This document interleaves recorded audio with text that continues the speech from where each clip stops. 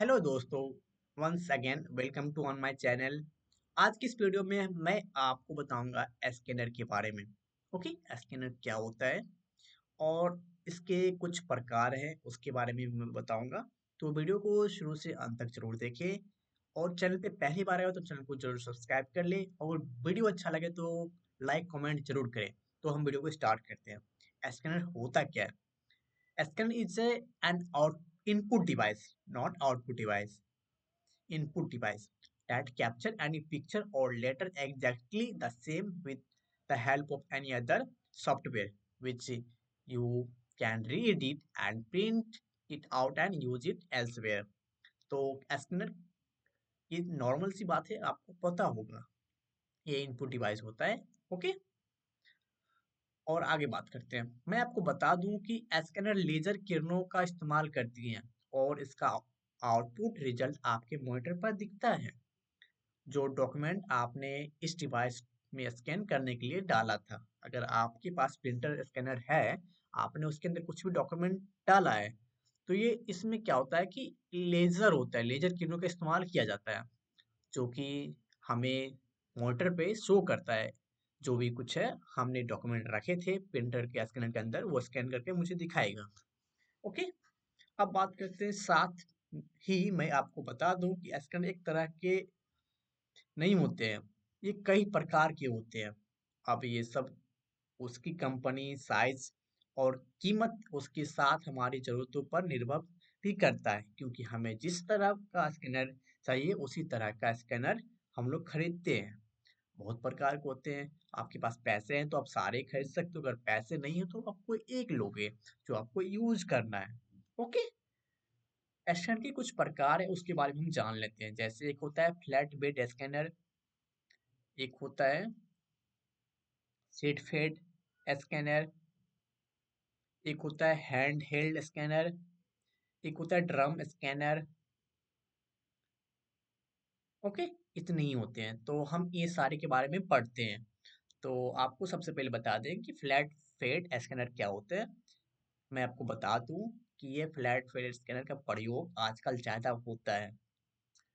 इसे हम लोग डेस्कटॉप स्कैनर की भी कहते हैं। इस स्कैनर के जरिए किसी भी डॉक्यूमेंट को स्कैन करने के लिए उस डॉक्यूमेंट को इस स्कैनर पर सिर्फ रखना होता है और यह स्कैन कर देता है। ओके, आप इस स्कैनर पर किसी भी पुस्तक को भी स्कैन कर सकते हो, मगर एक बार में केवल एक ही डॉक्यूमेंट या पुस्तक को स्कैन किया जाता है। ओके, तो इतनी सिंपल सी लैंग्वेज है, आपको समझ आ गई होगी। इंग्लिश में अगर आप पढ़ना चाहते हो तो पढ़ सकते हो। हम स्किप करते हैं, आगे बढ़ते हैं। इसका नोट्स चाहिए तो आप हमें डीएम करके ले सकते हो, हमारे दिए गए नंबर पे कांटेक्ट कर सकते हो। अगर आप डिटेल में इस कोर्स को करना चाहते हो तो हमें डीएम करके अपना एडमिशन करा लीजिएगा। उसके बाद आपका कोर्स इससे अच्छा भी आपको मिलेगा। अब बात करते हैं शीट फेड स्कैनर क्या होता है। It is just like flat bed scanner, but any document has to be inserted into it. This scan slowly pulls that document and it scans slowly. Although with this scanner you can scan many documents at once, can scan the book inside it cannot be scanned because there is not much space in its tray.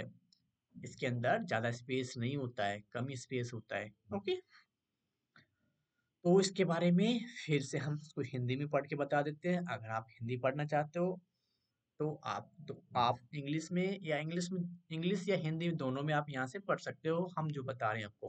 Okay, अगर notes लेना चाहो तो notes ले सकते हो। तो हमने English में आपको बता दिया, कोई दिक्कत नहीं होनी चाहिए।